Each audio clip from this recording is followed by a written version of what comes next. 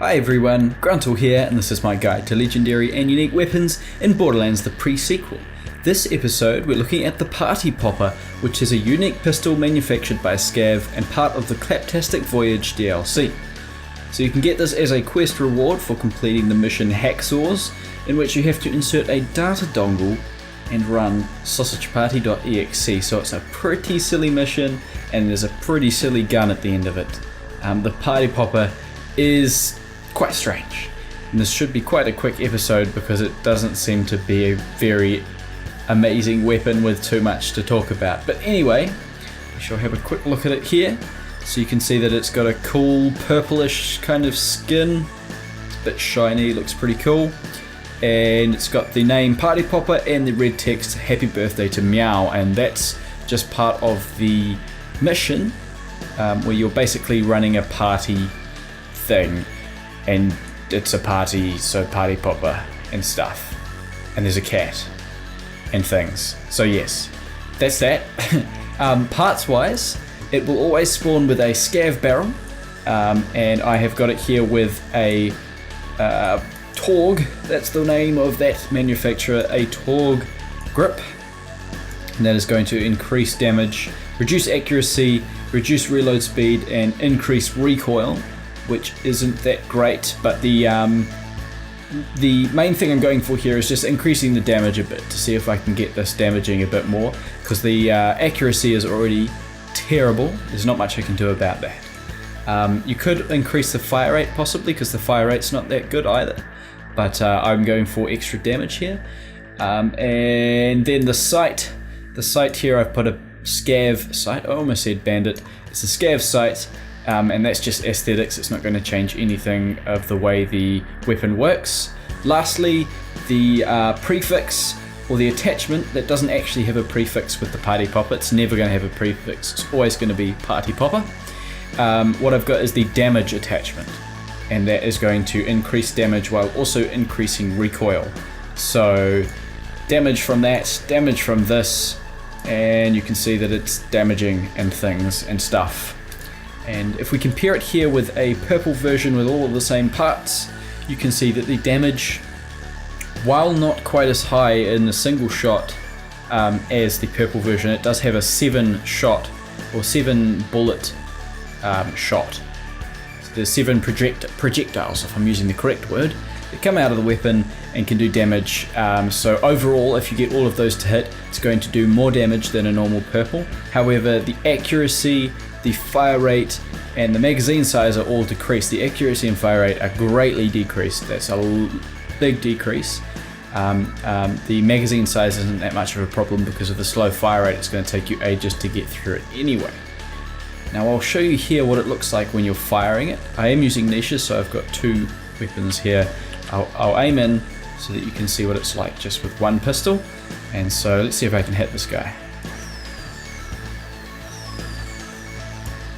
Well, that's a bit strange. Basically, it makes it look like you're shooting a Party Popper in the air. And it's got the streamers and caps and things that you'd see coming off a Party Popper, but the bullets don't go very far. I don't know if we'll be able to hit these guys either. Nope. The streamers get to them, but not the bullets. And it's rather slow on the reload as well. Not too bad, it's the same as a normal purple one. But if I walk up to a wall here, I'll see if I can get a distance where it will hit. So that bounced off, I think. So it does hit at this distance. Back here, about here is where it stops being usable.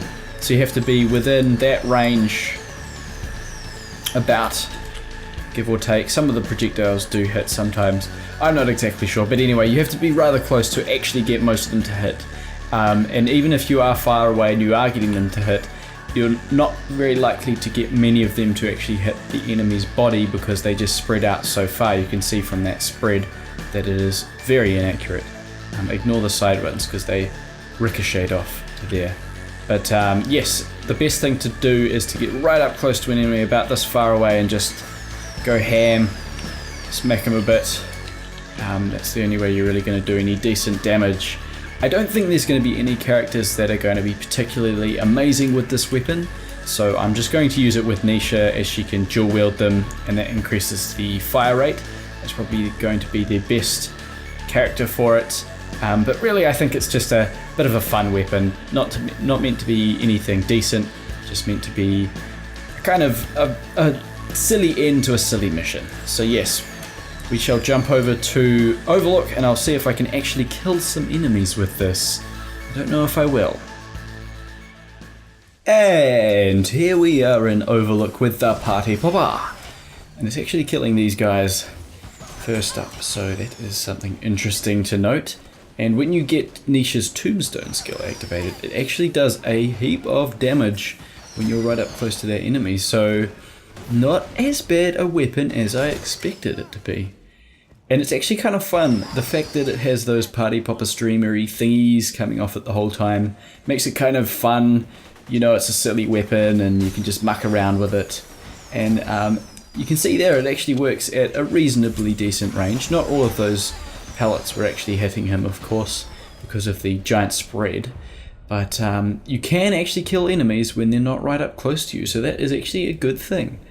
Not something you usually be saying about a weapon though, that you have to be 5 feet from an enemy or you can't hit them, but yeah, it's not too bad. And as you can see, you can actually get out of fight for your life mode, so long as the enemies aren't behind a wall or too far away. It's not too bad getting out of fight for your life mode, so, you know, pretty decent, pretty fun. Still not something I'd probably use in general gameplay, not a boss killer, not as good as most other weapons. A little bit of a fun weapon to use just after you finish that Hacksaw's mission, I guess.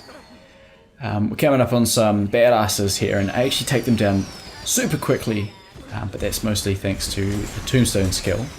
So yeah.